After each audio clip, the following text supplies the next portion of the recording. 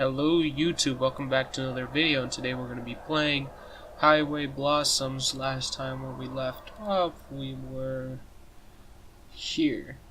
I don't remember what actually happened.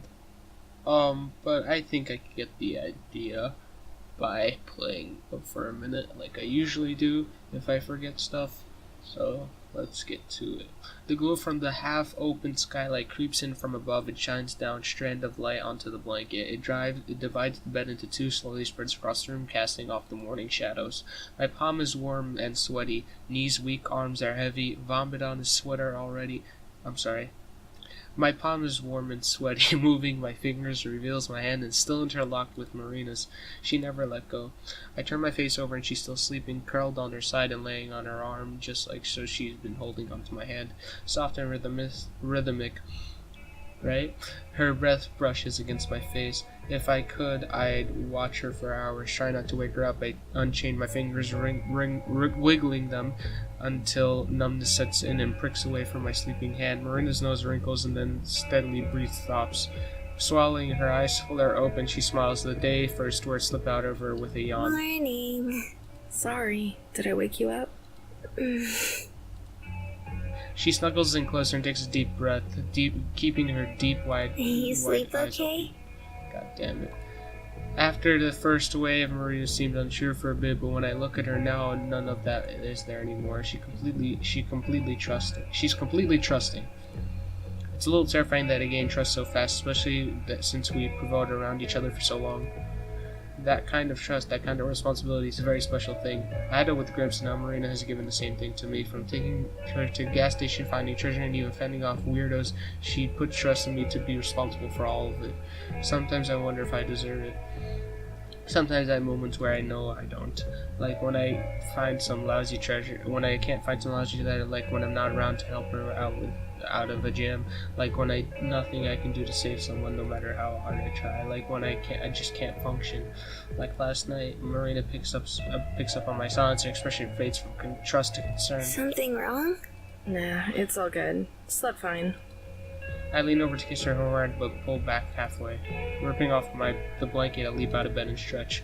Marina turns in crimson red and eeps, throwing the covers over herself as clothes from last night lie in heaps across the room. I dig through the cupboard and toss her a change of clothes before slipping into my own and beginning our morning routine. We got a big day ahead of us. Assuming traffic isn't crap, we should be in Palm Springs by late noon. She peeks out from her blanket and grabs her And clothes. then the festival. Almost. We have about a day to kill. I round the coffee maker and head to the bathroom to start brushing my teeth. Behind me, Marina is changing her clothes. I can clearly see her in the mirror, but after last night, I'm not sure if it matters anymore if I catch a glimpse of her. So, do you know what bands you'd like to see yet? Oh, so they did something? Because I don't recall anything. Okay, I guess. So, they did something. So no, not safe for work. That's nice. So do you know what bands you'd like to see yet? Oh wait, no, she said that. My voice is graveled, muffled by the toothbrush stuffed in the corner of my mouth. Kinda. I have a few ideas. Spit. Most of which are bands me and Gramps We like. should look at the lineup later. See if there aren't a few bands you might want to check out. Finished changing, she scoots behind me, directing our eyes in the mirror as she rests her head on my shoulder. It's fine. I'll watch whoever you want to watch, Amber. I watch the mirror as my face goes blank, goddammit. Marina nuzzles against my cheek, bringing her into an aching burden that presses down my entire being.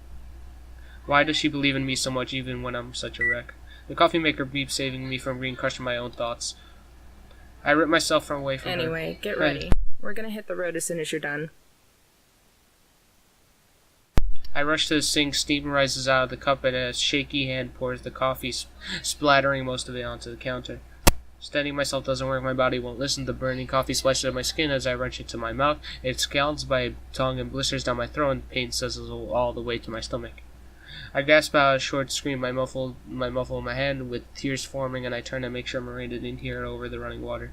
Once I'm sure, I wipe my eyes. After several sharp breaths, I pour myself another cup. I dig myself to the driver's seat and slam the cup in the holder, then plant my head on the steering wheel. It honks, but the handles from the bathroom squeak and the sounds of the water is reduced to drip. A few moments later, Maria trots down the motorhome and hop into her seat. I jerk on my head. All set? Yep.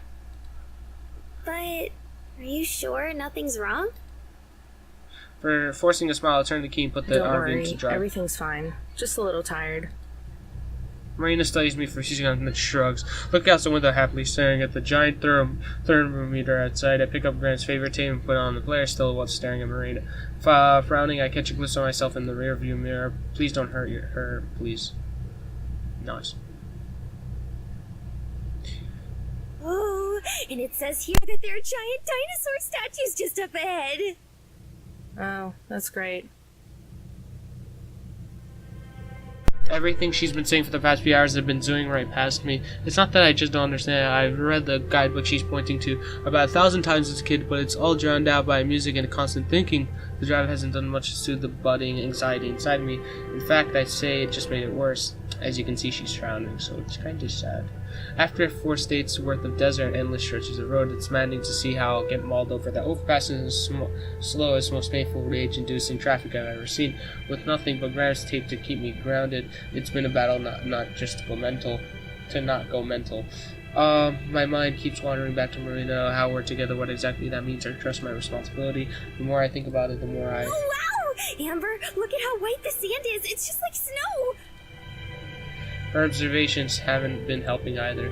Whenever I make a breakthrough or convince myself I'm not thinking too hard, she pipes in, and suddenly I feel like I'm right back to where I started in Colorado. At least I can solace in the scenery, going back to something more familiar as we get closer to Palm Springs. Like Marina said, the sand is a lot whiter and it looks almost as soft as cotton. It fades into the field of rocks and dry plants, trailing its expansive mountain range. All this just outside of the road.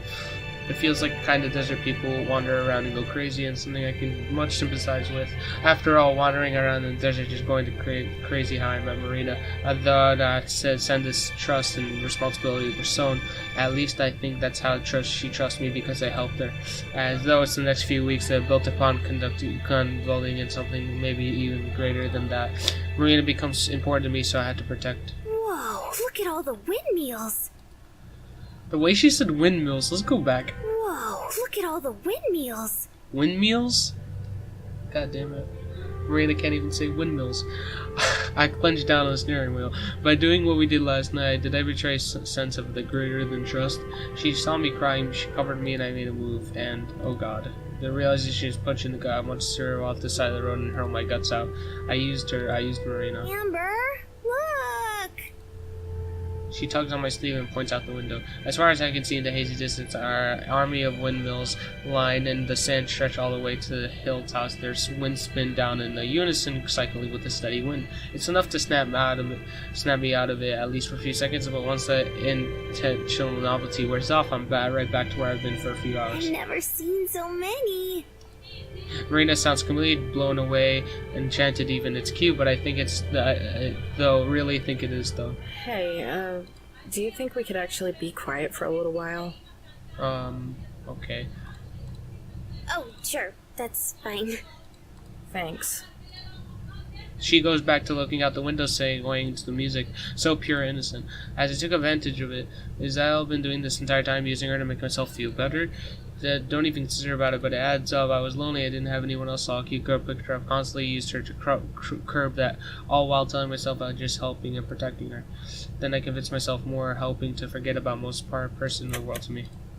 The tape stops, joining me back to reality.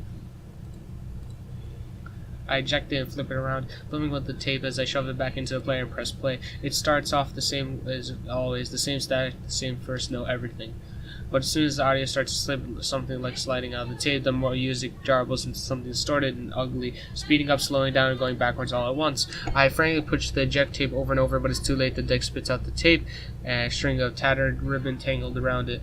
Marina is too captivated by something outside to notice what happened, but I feel all of it. Tears start to develop inside me, but it's morphs into fury. Check it out! That mountain still has snow! God damn it! Shut up! Jesus. Okay. As if the universe were conspiring against me, a deafening engine blast in front of The timber shakes the motor vehicle. We bounce under our seat, and I grab the wheel, pounds up, and swerving out of the traffic. Our hearts almost collide, gasping for air, and ready to turn me frantic. Damn it! Not now! I turn off the seatbelt and rush outside. Smoke rises from the engine, tearing into my lungs as I hop into the hood. Ah, shit! Marina runs on my side, waving away the smoke. Her jaw drops. Oh my god, what happened? What do you think happened? The engine blew! I bunt the bumper and it leaves a small dent, like my numb foot is made of steel. What? But how? How the hell would I know? She flinches back but manages to put a hopeful smile. We have some tools, maybe we can fix it. Laughing, I lean in and scuff in her face. Oh, you know how to fix the engine, Marina? God damn it, Amber is like, oh, yeah, I feel bad for Marina in this instance. No, but I thought maybe you could. Do I look like a mechanic to you? Marina wraps herself in security in her arms, looking at the windmills, wind casting thick, brief shadows over I us. just thought... You thought? The last time you thought, you ended up broken down on the side of the road!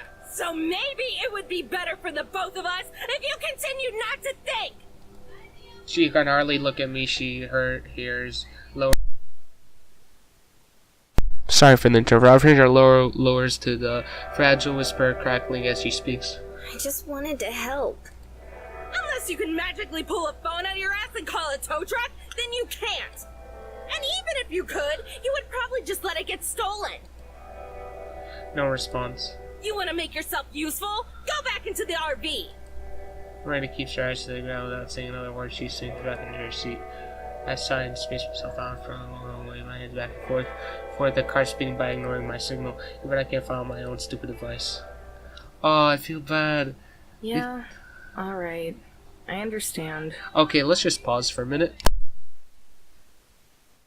So basically, what just happened? Let's just discuss this for a second.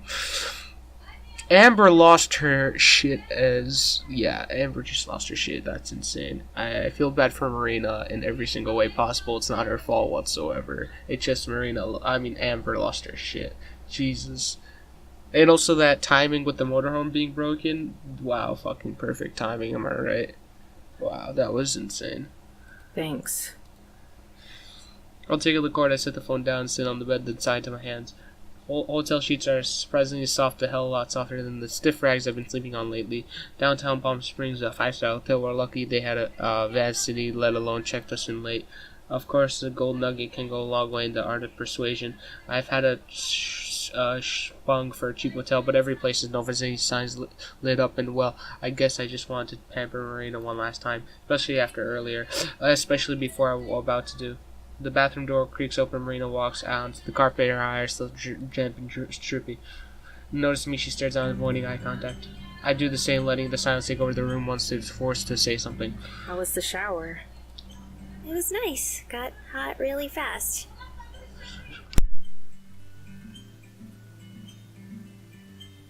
The room goes silent again. Neither of us look at each other, but we're both stuck, trapped until one of us could get past the awkwardness. Marina is the first to look up. Will the motorhome be okay? Yeah. They said the engine overheated. Should be. That's good. Oh, what? Yeah. They said the engine overheated. Should be able to fix it. That's good. The first whoop we ever said to each other in hours. After I flagged down the car, I got someone to call a tow truck for us. We sat in an unbearable silence the entire ride over, but it was silence that gave me time to reflect how wrong I have been, but what I really need to do. I'm sorry about yelling at you earlier. I was angry. Yeah, myself. I shouldn't have taken that out on you. I was being annoying. I should have stopped talking when you asked me to. No! You've never done anything wrong. It was always me. Always. Don't be so dramatic. She flails her arms over her forehead and did the Dawn on the shoulder. Everyone gets mad sometimes. Don't beat yourself up over it. I shake my head and pull away. It's not about getting mad. It's that I didn't live up to my end of the bargain. Again. Amber? I look at the curtain and decides we're not missing anything, just an ugly view of the parking lot. I just got off the phone. I bought a bus ticket home for you. One way. Uh-huh. The cab should be here 10:30 tomorrow morning to take you to the station. Marina shakes out her slight laugh. She's not smiling though. You're just teasing me again, right? Ignore her and continue. You can call your parents with the phone. I don't mind paying the extra charge. You're serious? But a bug-eyed Marina freezes the truthfully selling. What about the festival? The treasure? She snaps back, desperate to find some kind of rope to pull me You back can in. keep it. All of it. I don't care. I'll go to the festival, go home, and get a job. I'll just pay everything off that way. Right how it should have been beginning with when this trip was about Gramps and not me. I don't care how long it takes, I owe him Marina that much. Marina sniffles, the tears are starting to leak out. She braces herself, trying to remain strong. What about us? What about it? I feel like I just ripped my heart in half from Marina. It looks like the entire world has just been nuked. It makes me want to hug her, to hush her, tell her over and over I didn't mean it. She's always counting on me, but I can't. Why? It doesn't matter. Tell me! I said no. Why not? Because you wouldn't understand. Look, you'll be fine. Just keep your head down and don't talk to any... Stop treating me like a fucking child! That's the first time I heard Marina scream. And this is actually like making me genuinely feel bad. Angry tears streak down her face, though heavy breathing she recalls, shocked by her own words. I didn't mean...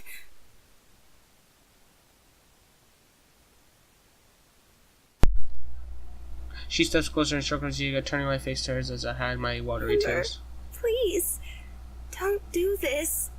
I love you. Please don't make this harder. How can I understand if you don't tell me? She barely manages to speak, the tears now fall free as she chokes off the words. Let me help. I squeeze my hand to a fixed chirping as I backed away to the I'm door. sorry. Amber. As she knees buckle and she clumps to the ground, bawling as she squeezes out another plea. Stop. I'm sorry. I throw the door open and sprint down the hallway, leaving Marina sobbing as I wipe my tears away from her. I'm sorry.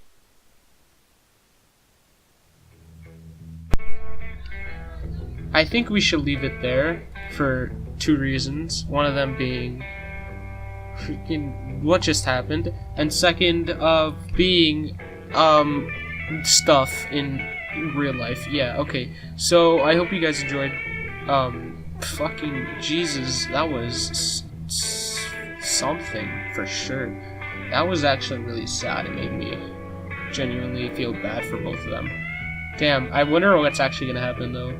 Leave a comment, I don't know, whatever the fuck you want. Well, have a good day. Good day.